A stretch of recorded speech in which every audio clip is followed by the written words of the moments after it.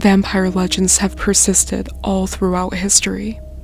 Each culture has their own interpretations of what these creatures are, and refer to them by different names, but very few know where the legends of vampires originated.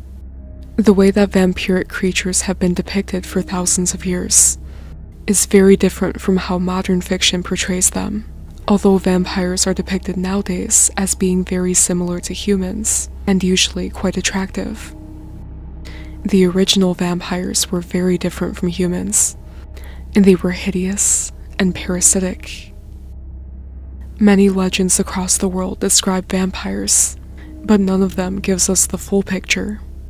We have to piece together legends from the past in order to uncover the full story of how vampires came to be a collective fear that has persisted in the memory of humans throughout history.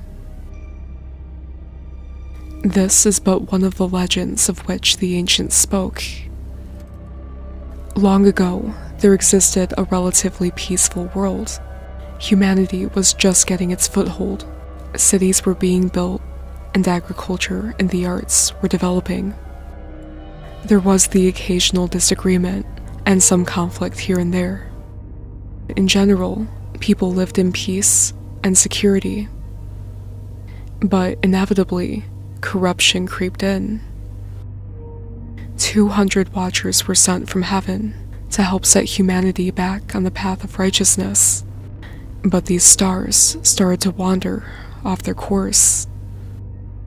The Watchers took advantage of their time on the face of the earth, deviating from their mission. They fraternized with humans, and they created unholy hybrid creatures by mixing their own DNA with the humans on Earth. And these hybrid creatures were known as the Nephilim. The first generation of these hybrid offspring were the most powerful, and it was only the first generation who was made directly from the union between the Watchers and the humans. The first generation of these hybrids were the largest to ever exist, and they've been remembered across the world by different names. The Nephilim, Asuras, Jotnar, and Titans, just to name a few. The Nephilim produced hybrid offspring of their own, and the lesser Nephilim that they created were all different from each other. But none of the resulting Nephilimic creatures were as powerful as the first generation Nephilim, since only the first generation Nephilim had been parented directly by the Watchers. The bloodline of all of the later Nephilim was diluted, and they lost most of their hybrid vigor over the generations. The first generation Nephilim, who were the most massive, required very large amounts of food to sustain themselves. Humans had initially brought sacrifices of plants and animals to the lesser Nephilim, who then presented that food to the larger Nephilim. And if they were not able to appease the larger Nephilim, then both the humans and lesser Nephilim were at risk of being eaten. And since the humans had no crops or livestock left to eat, the humans had to resort to eating things that the giants wouldn't eat, like bugs. Eventually, the humans ran out of food to feed the Nephilim, and so the massive Nephilim began to feed upon humans to satisfy their hunger. The ancient Hindu text, called the Mahabharata, states that in the ancient settlement of Ekachakrapura, the giant Rakshasa named Bakasura had to be provided a cart full of food regularly, and each cart of food always contained at least one human. Unlike humans, the lesser Nephilim had a symbiotic relationship with the greater Nephilim. Initially, the greater Nephilim refrained from eating their offspring, provided that the lesser Nephilim continued to bring food to the greater Nephilim. But since they had run out of crops and livestock to feed the greater Nephilim, the food that they brought typically consisted of humans. And the most powerful original Nephilim allowed the lesser Nephilim to feast upon the blood of the humans that they captured, while the greater Nephilim were given the flesh to consume, and the lesser Nephilim were forced to biologically adapt to the only food that they had access to, which was blood. And therefore, the blood-drinking lesser Nephilim became the first vampires. By consuming blood as their primary source of food, the lesser Nephilim became what are known as obligate hematophages, which means that they're biologically adapted and dependent upon consuming blood. The way that the bodies of the Nephilim would have reacted to the overconsumption of blood would be different to how the bodies of carnivorous animals react when consuming blood-heavy diets.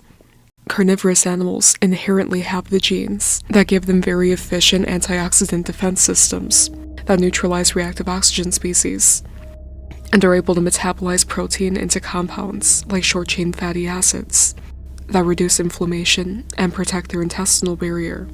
So carnivorous animals are designed to process consistently high amounts of heme iron in their diet, whereas humans are not designed to process such high amounts of iron, and neither would many types of Nephilim. Many carnivorous animals consume their entire prey, including the organs and the bones, which provides them with enough of certain vitamins and minerals that help them to metabolize iron. Much of the blood in their prey is also lost while they consume the flesh, in most cases. Since the lesser Nephilim were only consuming blood, they were not getting these extra vitamins and minerals, which made them even more prone to iron overload and excessive reactive oxygen species. Reactive oxygen species bind to nitric oxide in the body, which reduces the bioavailability of nitric oxide. And there are several parts of the body that need nitric oxide to function properly, such as the lower esophageal sphincter. Having excess reactive oxygen species prevents the lower esophageal sphincter from being able to function properly, and this leads to a condition called achalasia. And achalasia prevents solid foods from being consumed because the esophagus isn't able to contract or relax properly to allow solid foods through, and so this causes gagging during attempts to consume solid food, and so therefore it would become necessary to consume liquids for sustenance. And as for why they would need to specifically drink blood instead of other liquids, this is because of the nutrients that are in blood. Over extended periods of time of consuming certain types of nutrients in excessive amounts makes it to where the body doesn't need to produce those nutrients anymore.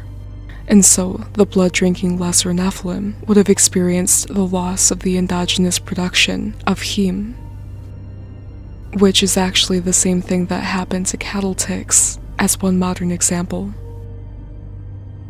And so this would be another reason as to why the vampiric lesser Nephilim had become bound to blood drinking, and another reason as to why the lesser Nephilim would need to continue drinking blood specifically, instead of drinking other liquids like broth, is because their initial consumption of blood would have inhibited their UROD enzyme because of the excess reactive oxygen species produced in response to iron overload. And the UROD enzyme is needed to produce heme, meaning that these vampiric lesser Nephilim would lose their ability to produce heme as a response to prolonged hematophagy. And these traits could be passed down through their bloodline through transgenerational epigenetic inheritance. The way that porphyrias are treated nowadays usually involves blood transfusions and intravenous injections that contain glucose and hemin. Hemin is the word for heme when it's oxidized, meaning that it's been exposed to air. Consuming blood directly, as the Nephilimic vampires did, would therefore supply them with hemin and glucose, and help to alleviate the acute porphyria attacks that would begin affecting their nervous system after some time of not feeding upon blood. Many other species of existing animals have recently adapted to consuming large amounts of blood to compensate for a lack of other resources in their environments. Their microbiomes have also shifted to have certain types of bacteria that feed off of iron, which helps to prevent iron overload. But it is still possible to get iron overload, especially before the body has fully adjusted to the consumption of high levels of iron. Even though the Nephilim were practically immortal, due to their negligible senescence, and because they were descended directly from angels, the Nephilim were also part human, and sometimes part animal, and so they still had to face the consequences of mortality in certain conditions. In perfect circumstances, they were able to live indefinitely, but they were also capable of perishing due to starvation or injury, and this applies to both the first generation Nephilim and the later generation lesser Nephilim. Organisms with negligible senescence and negative senescence are able to counteract the effects of aging, and therefore, theoretically, be able to live indefinitely in the right circumstances. Even though negatively senescent organisms are able to repair cellular damage and damage to their DNA, which usually prevents them from aging, there are certain factors that could still accelerate their aging past what their body is able to naturally repair. And as I had mentioned earlier, consuming large amounts of blood, especially when the body isn't biologically designed to handle reactive oxygen species, causes damage to the organs and the cells. And so therefore, the blood-drinking lesser Nephilim would have experienced rapid aging as a result of their frequent blood drinking. But this isn't necessarily the case, depending on who they were consuming blood from. And this would explain why vampires are known to seek out the blood of younger organisms, specifically. They usually consume the blood of younger people in order to reverse aging and appear younger. Scientists have discovered something called heterochronic parabiosis, which involves giving an older organism the blood of a younger organism, which is usually done by grafting the two organisms together, but it can also be done through blood transfusions. And in studies that researchers have done, they found that injecting an older organism, such as a mouse, with the blood of a younger organism actually prevents and reverses aging in the older organism. There are certain components in blood, like hormones, enzymes, RNA, extracellular vesicles, and mitochondria, that the body can use to repair itself when these components come from younger organisms. Even though ingesting blood would cause some of these components to break down due to digestion, other components would still be preserved and be utilized in the body, and help to partially counteract the negative effects of reactive oxygen species. But directly injecting the blood of younger organisms into themselves would be even more beneficial, because none of those components in blood would be broken down due to digestion. There haven't been any studies on the effects of bathing in blood, and if this also causes rejuvenation, but if it does, that would explain why bathing in blood has been practiced historically. As a way to manage their temporary iron overload symptoms, the vampiric lesser Nephilim may have conducted phlebotomies or regular bloodletting on themselves, which is a common treatment nowadays for iron overload. Bloodletting would help their bodies to remove excess iron, while their bodies process the rest of the nutrients from the blood that they consumed. Hence the bloodletting rituals that people have been replicating throughout history. Oftentimes these blood rituals were done by the same cultures who sacrificed blood to deities who were the surviving lesser Nephilim.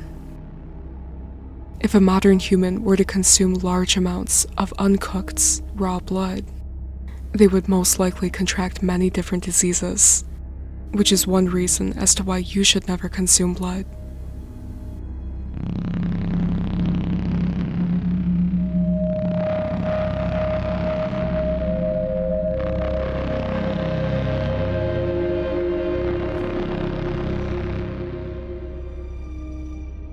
As time went on, there were less humans available for the Nephilim to eat. The remaining humans hid from the Nephilim so that they wouldn't be eaten. And once that occurred, the original Nephilim started to turn on their own hybrid children due to their insatiable hunger, causing many of the lesser Nephilim to flee and hide in places like cave systems. Inevitably, a massive war broke out between the Titanic Nephilim, and eventually all of the original Nephilim had been destroyed in war. In Greek texts, this event was known as the Titanomachy. In the Mahabharata, this war was known as the Battle of Kurukshetra, and in Norse mythology, this battle was known as the Aesir-Vanir War. This battle between the giants was also described in the Book of Enoch. The Watchers, who were the fathers of the first-generation Titanic Nephilim, were imprisoned by the archangels Raphael and Michael beneath the earth under the orders of God. All of the harm that the original Nephilim had caused humanity in order to sustain their lives had been in vain. With the conclusion of the Titan Wars, humanity had the chance to start recovering, with their biggest threat eliminated, but there were still other threats lurking in the shadows. Many of the freakish offspring of the Nephilim were still around, including those who had lived with the original Nephilim and who had become biologically dependent upon the consumption of fresh blood. Once the Titanic Nephilim were eliminated in battle, the blood-drinking smaller Nephilim, who had not perished in the Titan Wars, were still bound to blood drinking, and they went out and hunted for their own food as vampires.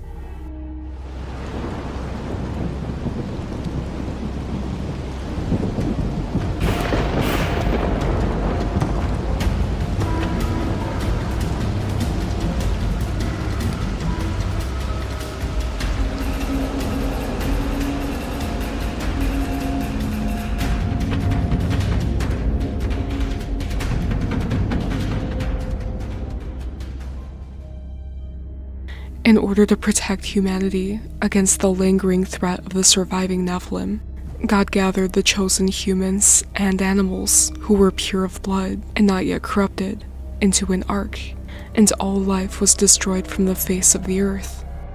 But elsewhere, there were still other survivors, some of which had been drinking blood since the days before the cataclysm. Many of the Nephilim had remained in hiding, and some of the Nephilim were aware that an even greater disaster than the Titan Wars was going to occur, and so they prepared by building their own arks of stone. According to the writings of Abu Balkhi and the Handbook of Freemasonry, the people and giants in the ancient world were made aware that a great disaster was going to occur and destroy the world, but they didn't know if this disaster would be by fire or by water. And so they built structures that could survive either. And some of these structures were designed to be hermetically sealable in order to keep out any water in the event of a flood. Despite the fact that the descendants of the Nephilim were always smaller than the first generation, some of these descendants were still larger than others. Hence the massive difference in size between some of these so-called sarcophagi. You can make out indentations that were carved into the interior of the sarcophagi, where there may have been things like machinery attached. It's possible that CO2 to oxygen converters could have been placed inside to recycle the oxygen inside of the sarcophagi while the Nephilim were hibernating. Ancient peoples such as Neanderthals could hibernate, and there are numerous examples of modern humans drastically reducing their metabolisms in order to survive in harsh conditions. So it's entirely within the realm of possibility that the Nephilim could hibernate and did so to survive the Great Flood in their waterproof survival chambers. When the Great Flood did eventually occur, some of the Nephilim entered into these survival chambers, and they entered into hibernation. But not all of the Nephilim who had attempted to survive the Great Flood by hibernating in survival chambers ended up making it out alive. In many cases, these so-called sarcophagi were not properly protected, and they ended up being buried in depositional sediment during the flood, which trapped them inside, and so they ended up not surviving. But in most cases, the Nephilim who had used these survival chambers during the flood did eventually end up re-emerging, and if you study archaeology, you'll know that most of these large, hermetically sealable stone sarcophagi were found empty. Even though the surface of the world had been wiped clean during the flood, there were still air pockets of survivors who had memories of the pre-flood worlds.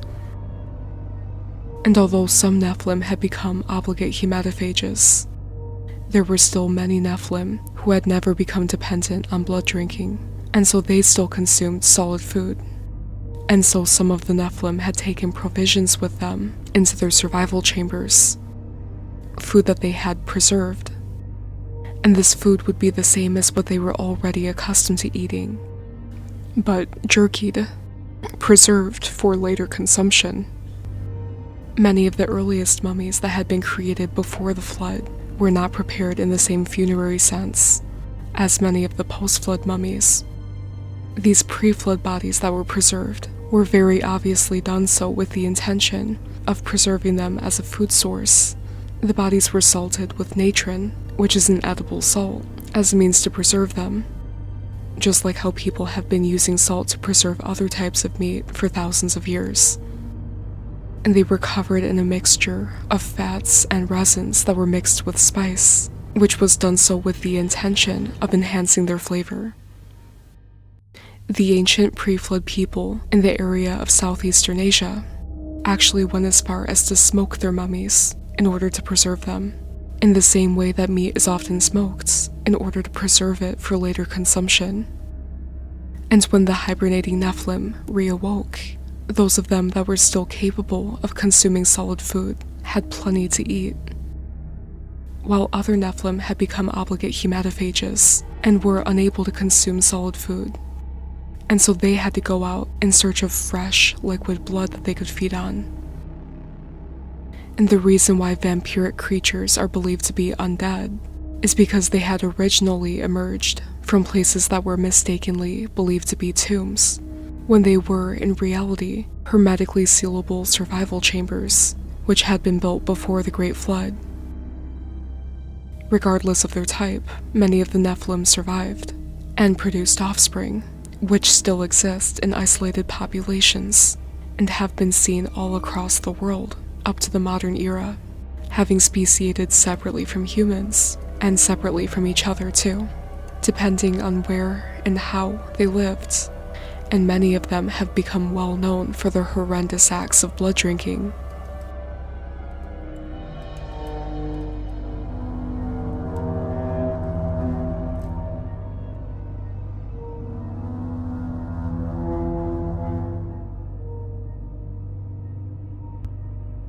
The reason why the vampiric Nephilim chose to remain in hiding after the Titan Wars, and for the most part, after the Great Flood, is actually related to their blood drinking, which can trigger a variety of biological responses, such as porphyria, and this condition results in a buildup of porphyrins in the bone marrow.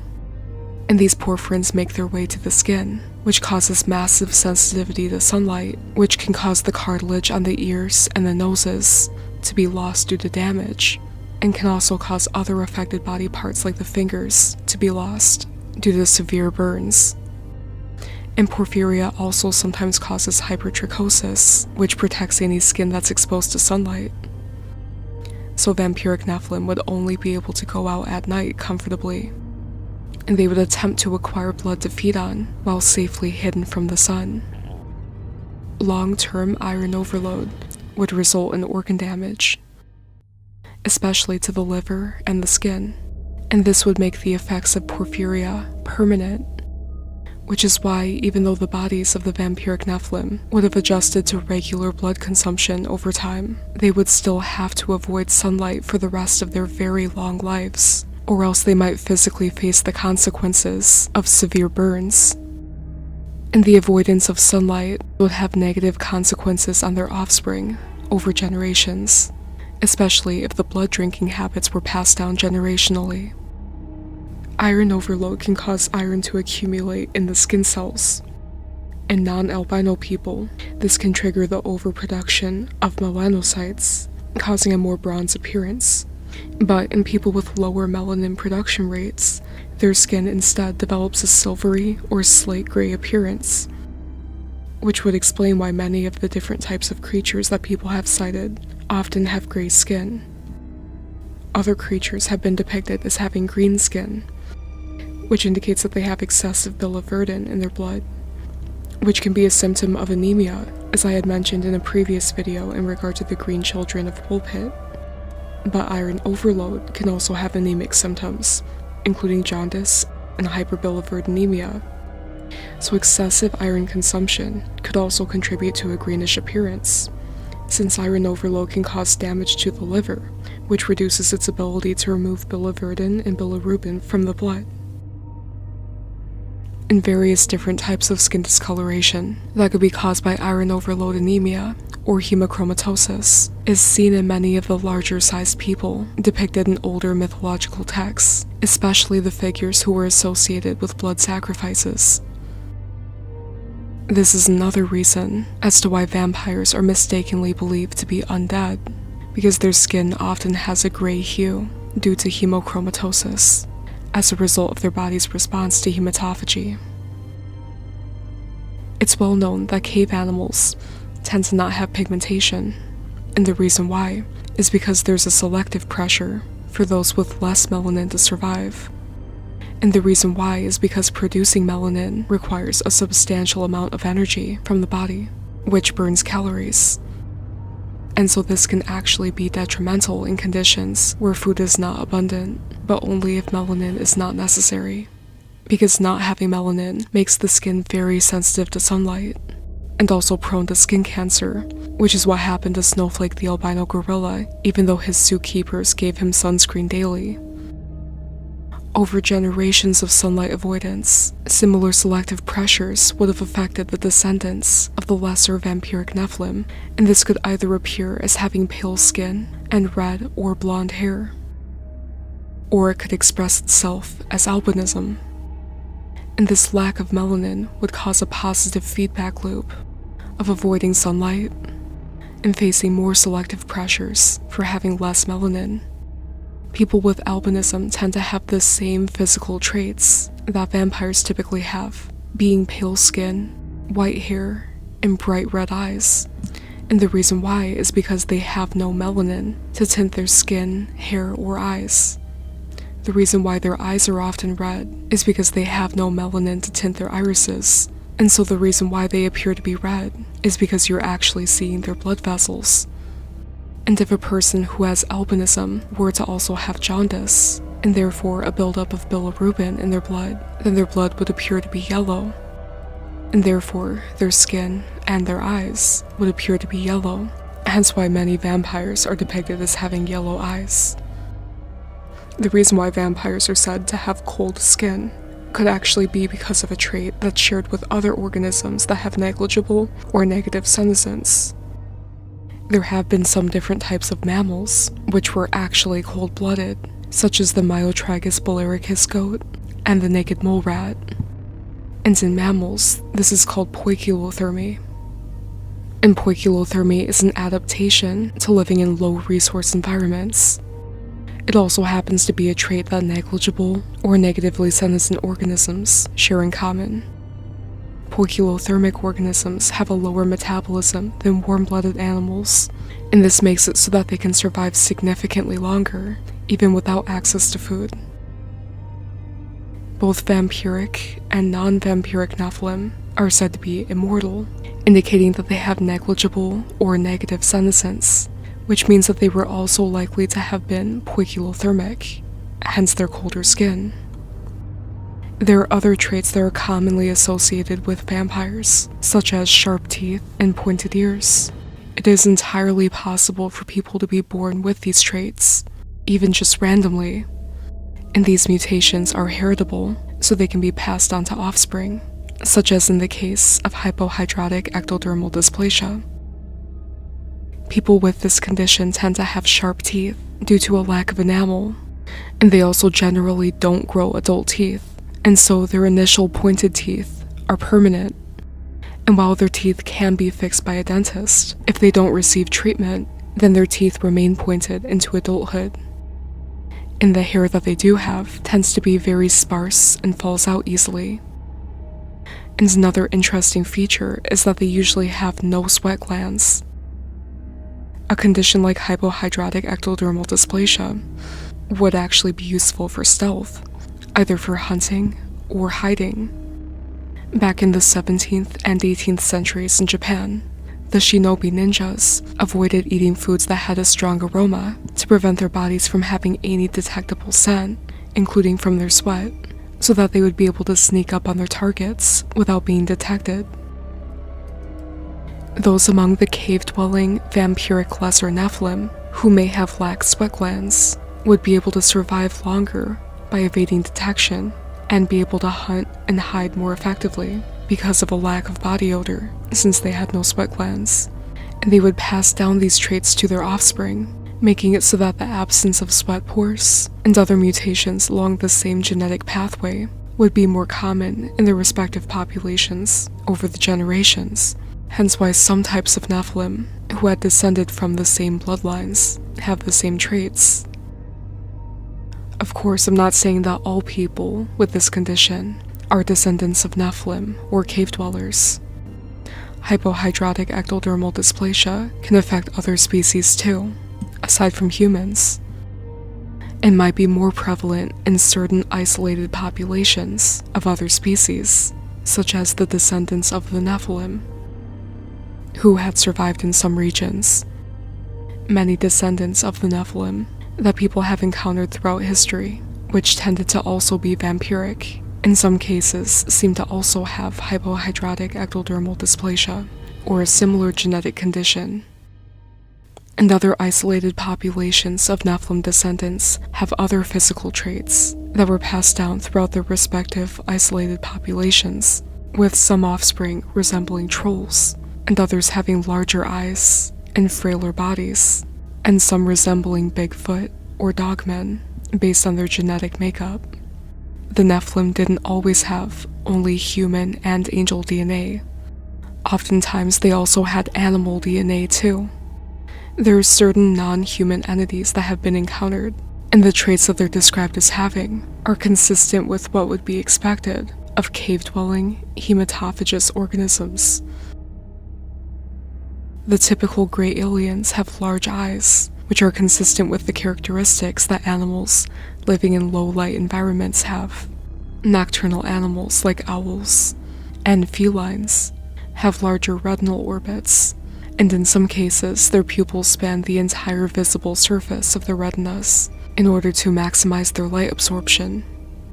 And long-term avoidance of light could actually cause an atrophy of the iris sphincter muscle, and this would make it to where their pupils are unable to constrict properly, which would explain why these creatures have large black eyes, because of their living in low-light environments long-term.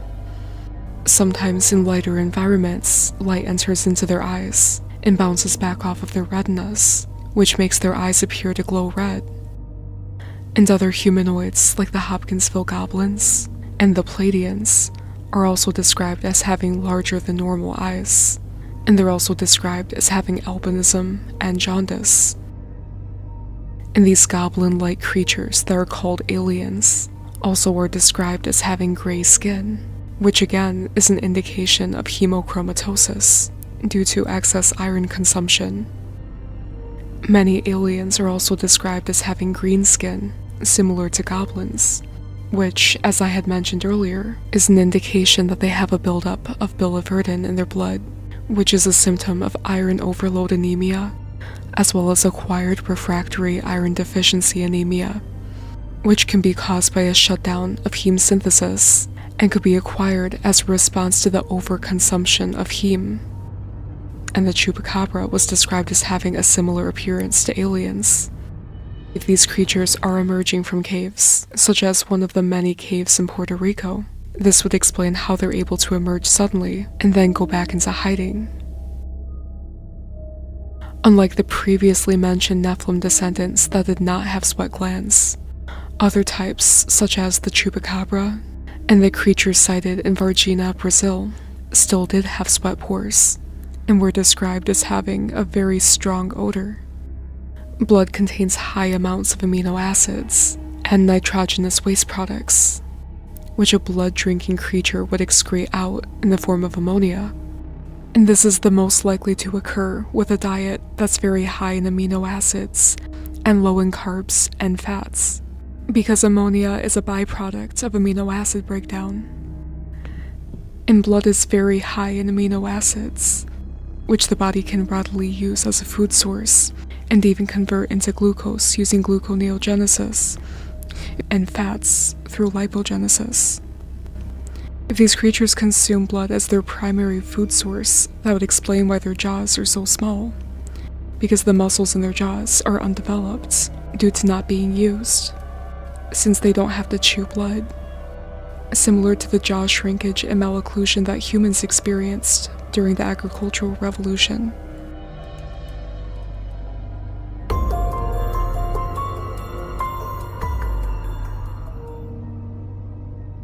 The reason why vampires are so often depicted as gigantic, or as resembling fallen angels, is a reference to their lineage, with vampires being the descendants of Nephilim and the Watchers. Angels were well known for their ability to shapeshift, usually appearing as humans in order to be more approachable, since their true form is apparently frightening. In the book of Ezekiel, angels are described as having the heads of bulls, humans, lions, and eagles, and this doesn't mean that they had all of these heads at once. It meant that angels were able to shapeshift into these different forms, and this is the same reason why many entities depicted in ancient art were shown as having different heads and different forms, because they were able to shapeshift. It didn't mean that they specifically looked like this. This is how the Titan Proteus was classically depicted, as a way to show that he was known for shapeshifting, as might be expected from beings that are descended from angels.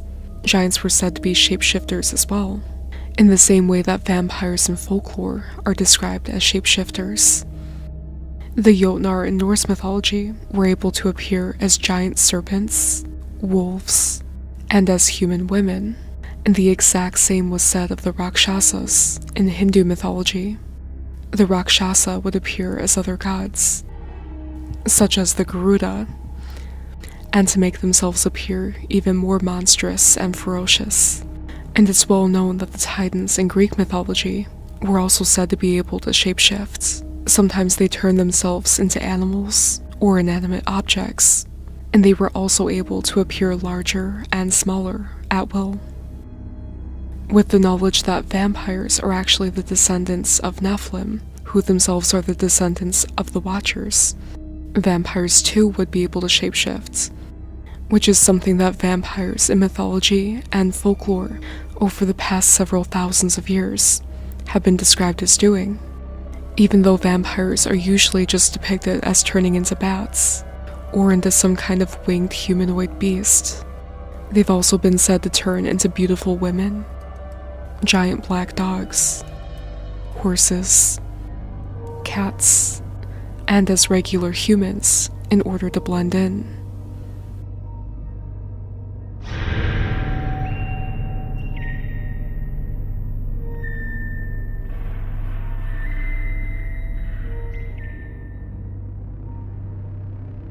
When humans die, their souls rest until Judgment Day. However, Nephilim were abominations at birth, causing their souls to be instantly condemned, which means that when Nephilim die, they do not sleep until Judgment Day. They're cursed to wander the earth, awake and still hungry for worldly pleasures, which is why they possess people and animals. The rogue spirits of dead Nephilim are known as demons. When God-fearing humans pray for protection over their households, God protects them from evil entities. Since vampires have an evil, condemned soul, they're also prevented from entering into a blessed household, and therefore vampires and any other type of evil creatures, such as aliens and the black-eyed children, are only able to enter into a blessed house if the owner is stupid enough to invite them in, which is why these entities have to ask for permission to enter and make up various excuses to come inside.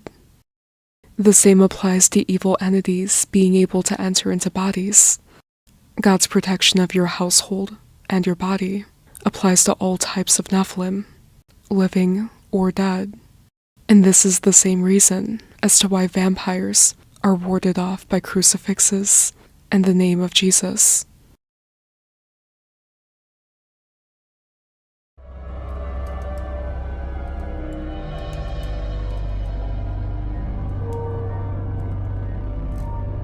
Thank you to those who have recently supported Shattered History: Steve Schopel, Doc Benson, F.I. Man, M.R., John R. Aman, and Bugaton, ALV, Mama Lou, Liam Flatley, Nathaniel Lee, Love God First, Everything Else Second, J. Ridenauer 5887, and Cakes 73.